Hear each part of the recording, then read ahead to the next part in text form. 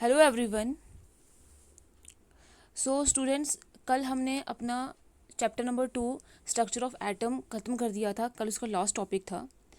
आज हम स्टार्ट करेंगे next unit number 3, classification of elements and periodicity in properties. ये नेक्स्ट यूनिट है। पहले हम इसका आज इंट्रोडक्शन वाला पार्ट डिस्कस करेंगे कि क्लासिफिकेशन होती क्या है और क्लासिफिकेशन की ज़रूरत क्यों पड़ी है।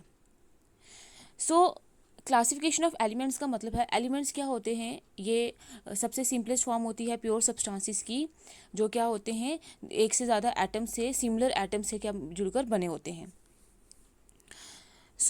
अगर हम क्लासिफिकेशन ऑफ एलिमेंट्स और पीरियोडिसिटी इन प्रॉपर्टीज़ की बात करते हैं, तो सबसे पहले जो हमारा टॉपिक है वो है need for classification of elements, कि एलिमेंट्स की क्लासिफिकेशन की ज़रूरत ही क्यों पड़ी है। सो Up to the end of the 17th century, only 31 elements were known. 17th century के एंड तक सिर्फ 31 एलिमेंट्स ही डिस्कवर हुए थे, तब 31 एलिमेंट्स ही जाने जाते थे।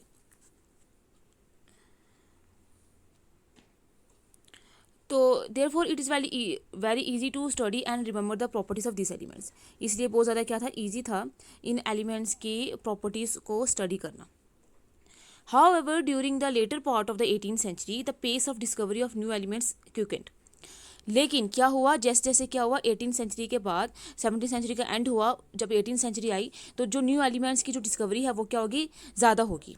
जल्दी जल्दी से क्या होने लगे, न्यू एलिमेंट्स की डिस्कवरी होने लगी।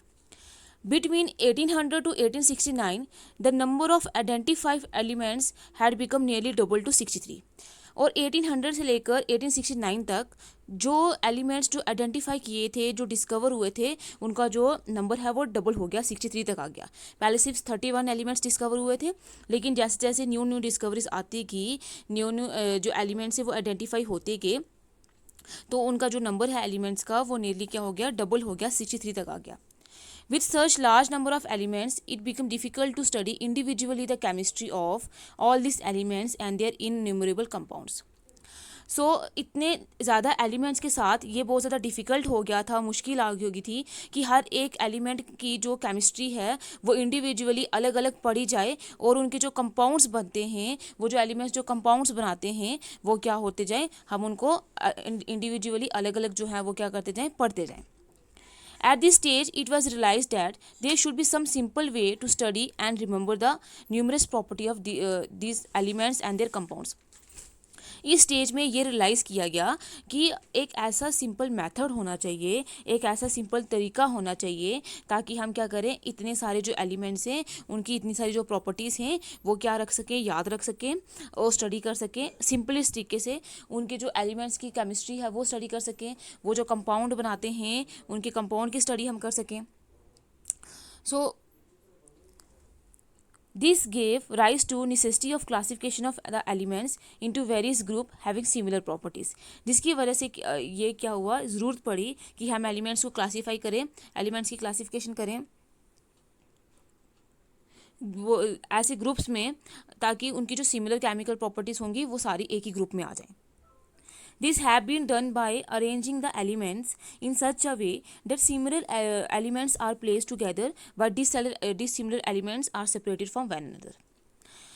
ये कैसे किया गया कि एलिमेंट्स को उन्होंने अरेंज किया इस तरीके से कि जो सिमिलर एलिमेंट्स होंगे वो हम एक इकट्ठे रखें, एक ही ग्रुप में रखें, और वाइल जो डिसिमिलर एलिमेंट्स होंगे जो एक दूसरे से मिलते नहीं होंगे वो क्या हो जाए, एक दूसरे से क्या हो जाए, अलग हो जाएं। This is known as classification of elements, और इसी को हम क्या बोलते हैं, एलिमेंट्स की classification. Such a classification of the elements has resulted in the formation of periodic table. और इस क्लासिफिकेशन की वजह से, ये जो क्लासिफिकेशन आई है इसकी वजह से क्या हुआ, पीरियोडिक टेबल की फॉर्मुलेशन हुई, पीरियोडिक टेबल बना। अब हमने देखा कि नीड फॉर क्लासिफिकेशन मत का मतलब क्या है और क्लासिफिकेशन ऑफ एलिमेंट्स की ज़रूरत क्यों पड़ती है। पहले हम इस चैप्टर में पढ़ेंगे कि एलिमेंट्स की क्लासिफिकेशन होती कैसे है, उनकी क्लासिफिकेशन की ज़रूरत क्यों पड़ी है। देन हम डिस्कस करेंगे जो उनकी प्रॉपर्टीज़ में जो पीरियोडिसिटी आती है, जो रेगुलरिटी आती है, वो हम बाद में देखेंगे। एलिमेंट्स की क्लासिफिकेशन की ज़रूरत की पड़ी कि पहले जब स्टार्टिंग में एलिमेंट्स बहुत कम थे, उनका नंबर बहुत कम था, जैसे हमने बोला 31 एलिमेंट्स थे।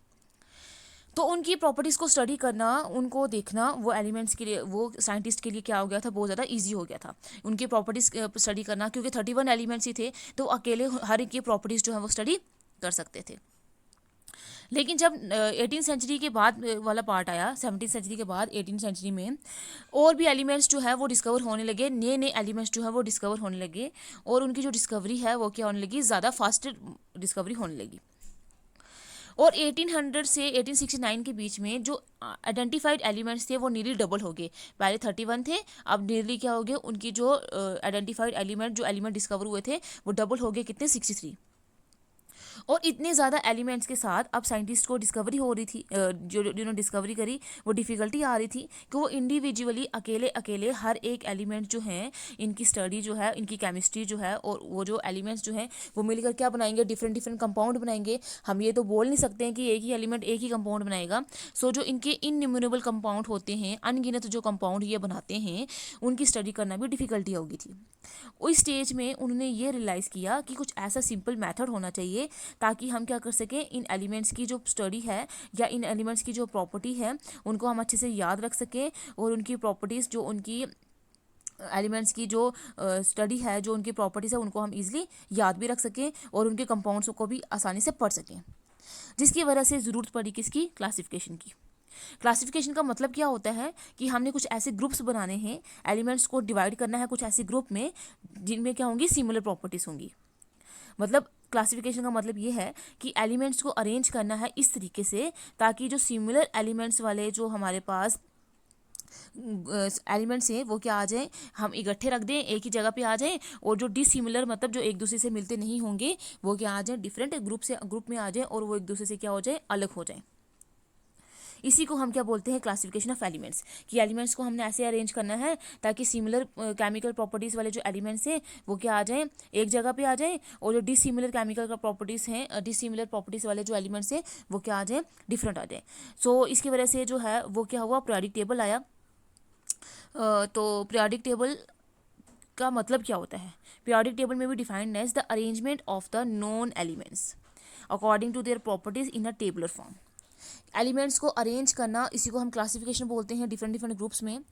तो तब जो एलिमेंट्स जो डिस्कवर हुए थे उनका अरेंजमेंट करना उनके प्रॉपर्टीज़ के बेसिस पे एक टेबल की फॉर्म में, वही क्या होता है, पीरियोडिक टेबल होता है। सो इस चैप्टर में हम पूरा ये पीरियोडिक टेबल के बारे में डिस्कस करेंगे, पीरियोडिक टेबल के बारे में पढ़ेंगे कि एलिमेंट्स की क्लासिफिकेशन जो करी है, एलिमेंट्स को अरेंज किया है टेबलर फॉर्म में, वो हम डिस्कस करेंगे। So at present about 118 elements and known. इस टाइम तक पीरियोडिक टेबल में 118 एलिमेंट्स हैं जो डिस्कवर हुए हैं। Of this recently discovered elements are man made. और उसमें से भी जो अभी रिसेंटली डिस्कवर हुए हैं एलिमेंट्स वो मैन मेड हैं, वो जो साइंटिस्ट ने खुद डिस्कवर किए हैं, खुद बनाए हैं। Efforts to synthesise new elements are continuing. और न्यू एलिमेंट्स, नए नए एलिमेंट्स बनाना जो है वो कंटिन्यू है, चलता रहेगा, और न्यू एलिमेंट्स आते रहेंगे। The periodic classification of the elements has extremely simplified there study. लेकिन ये जो हमने पीरियोडिक क्लासिफिकेशन करी है, पीरियोडिक टेबल में एलिमेंट्स को अरेंज किया है टेबलर फॉर्म में, और एलिमेंट्स की क्लासिफिकेशन करी है, इसने क्या किया है, उनकी जो स्टडी है उसमें जो डिफिकल्टी आ रही थी उसको क्या कर दिया है, सिंप्लीफाई कर दिया है। क्योंकि एक ही ग्रुप में अगर हम सिमिलर एलिमेंट्स को रखेंगे तो उनकी प्रॉपर्टीज़ जो है वो सिमिलर हैं, तो अगर हम एक एलिमेंट की प्रॉपर्टी पढ़ेंगे तो हम उससे एस्टिमेट लगा सकते हैं पूरे ग्रुप की जो प्रॉपर्टीज़ होंगी वो क्या होंगी। Not only the periodic classification rationalize the known chemical fact about elements but also help to predict new ones for understanding further study. Periodic classification जो एलिमेंट्स की हमने करी है, उसने सिर्फ एलिमेंट्स की जो स्टडी है वो ईजी नहीं करी है, बल्कि न्यू एलिमेंट्स जो हैं उनको प्रोडिक्ट करना और उनकी उनकी स्टडी को अंडरस्टैंड करना वो भी क्या कर दिया, बहुत ज़्यादा ईजी कर दिया हुआ है। सो फर्स्ट टॉपिक जो इसकी इंट्रोडक्शन वाला पार्ट था कि क्लासिफिकेशन होती क्या है और हमें ज़रूरत ही क्यों पड़ी क्लासिफिकेशन की, वो हमने आज पढ़ लिया है। कि ज़रूरत इसलिए पड़ी क्योंकि इतने सारे एलिमेंट्स डिस्कवर हो गए थे और हर एक एलिमेंट को अलग अलग से पढ़ना, उनके प्रॉपर्टीज़ को पढ़ना, जो अलग अलग कंपाउंड्स बनाते थे वो बहुत ज़्यादा डिफिकल्ट हो गया था। तो साइंटिस्ट ने ऐसा सोचा कि ऐसा कोई मेथड लाया जाए जिसमें क्या हो, हम सारे एलिमेंट्स की, ग्रुप ऑफ एलिमेंट्स की जो प्रॉपर्टीज़ हैं वो एक तरफ से पढ़ लें और ताकि हमें कोई भी डिफ़िकल्टी ना आए। तो यही क्या है हमारे पास, क्लासिफिकेशन ऑफ एलिमेंट्स।